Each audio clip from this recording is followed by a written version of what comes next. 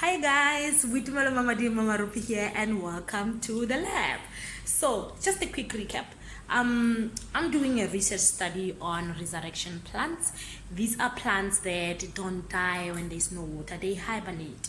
So that means there's something special about these plants. We know that as organisms, something that distinguishes us from every other organism or any other organism is our genetic makeup, right? So that means there's something about these plants within their genetic makeup, we're talking genes now, that makes these plants special, so that when there's no water, they don't die, they hibernate waiting for water. The moment you add water, they come back to life again. So I'm working on that. So why are we doing this research in the first place? So we want to see which genes are specifically responsible for that, and when we manage to get those genes, we will take those genes and use them into other economically important crops. That would be your maize, your sorghum, these crops that are pushing our agriculture, right?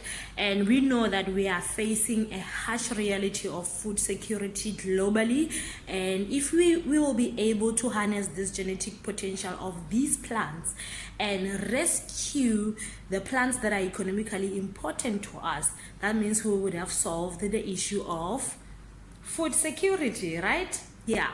So that's what I'm trying to do with this research study.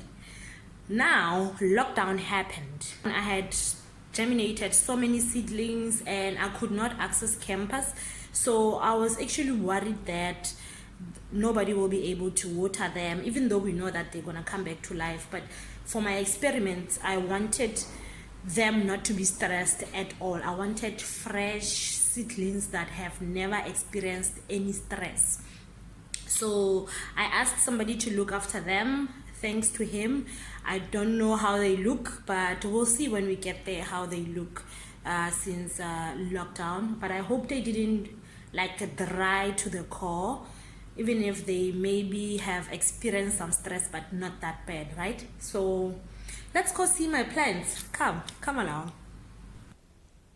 We are now going into our controlled environment room. We call it the Phytotron. Let's see the big reveal. And that's my plants. So we have so many things that grew in there. We have so many herbs. I had used the soil from the garden, so this was expected. You can see they're even doing better than my plants. We have a lot of things, I must say. So I don't know what are they. I cannot even tell you what the name of this species, but I can just say that they came here to bully my plants, because look at them, they're so tall and they're doing well, greater than my plants. And one of the lab rules is that you do not touch someone's experiments, because you don't know what's in there. I believe that's why when Des was helping me with watering the plants, he never touched all these things, because he didn't know what I'm growing. So these were the seedlings that I was germinating at a time. They were supposed to germinate to the right size, and then I would transfer them into pots like the others, but it didn't work out that way because I was away. And yeah, we have, I don't know what is this, I don't know. Look at this one, it has big flat leaves, very nice, looking good, looking fresh. And I mean, even though we have all these things growing in there, we still have other plants that are not doing as bad as the other plants. I mean, there are those that didn't have any other herbs grow in them. There are those that are still doing good by themselves. But yeah, what happened, and we still have a lot of work to do, hey? Like I was saying, we still have those ones that are doing well. Like, look at this one, it's just by itself in a pot, nothing growing next to it. And this is what we want for our experiments.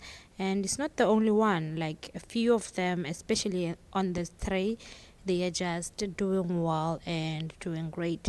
And I like the fact that like not all of the leaves have died. Some leaves are still green, some leaves are still, I meant to say some leaves died, of course, but yeah, we have a good plant there. It's not bad, not bad at all.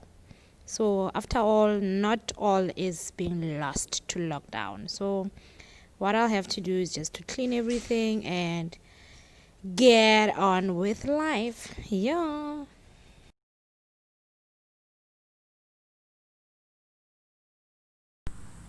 And yep, that's how bad it is. So the next thing we're gonna do is we're gonna try to take off all those herbs and clean up everything. Then from there try to water the plants so that they gather some biomass ke bua ka matlhare. Re batla di gola matlhare akere, because we are working on the leaves, so you can't do any experiments if you don't have leaves on, because one of the experiments that we're going to start with is salt. So what we want to do is that we want to see if these plants can survive salt.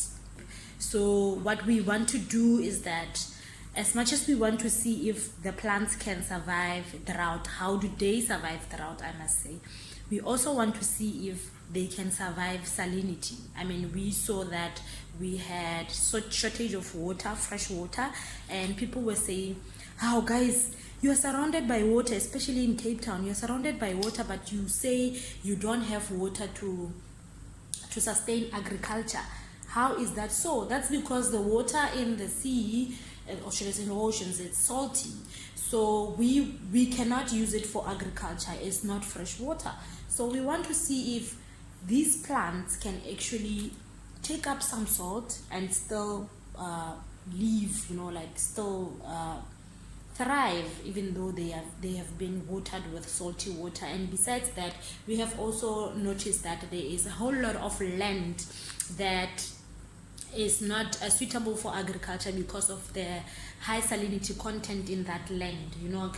We are fighting this land issue thing to say we want to repossess our land, but there is a whole lot of land that we cannot use for agriculture, and simply because the land is not, I meant to say, the salt content on that land is too much for agriculture. So we want to see if these plants can survive high salinity content. So if they do, yippee, wa bona re biditse nonyane tse pedi ka letlapa le lengwe wa bona, re betsa la drought, re betsa la salinity ka fa wa bona. So that's what we want to do. The first experiment will be salinity, and we'll be checking if these plants can survive salt. So that is that.